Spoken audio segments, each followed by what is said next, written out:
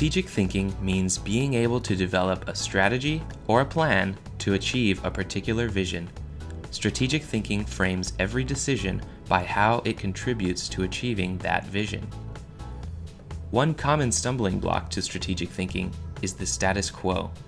The current state tends to exert a lot of influence over future states, and we call this resistance to change path dependency.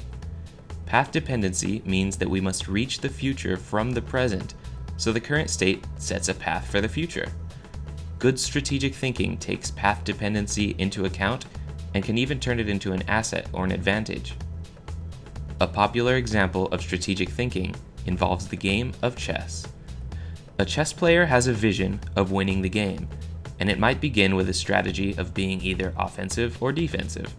After a few turns, it might begin to seem prudent to change that strategy because the game has reached an unexpected place. Chess also serves as an excellent illustration of long-term versus short-term gains. Strong chess players will often sacrifice a powerful piece to lure an opponent into a core position. While losing the powerful piece might be detrimental in the short term, the new position on the board can provide a strategic advantage that eventually wins the game. To develop strategic thinking, you'll want to carefully consider specific desired outcomes and then develop a plan to accomplish your goals. Along the way, you need to keep an eye on the big picture and reflect on every step and evaluate your progress.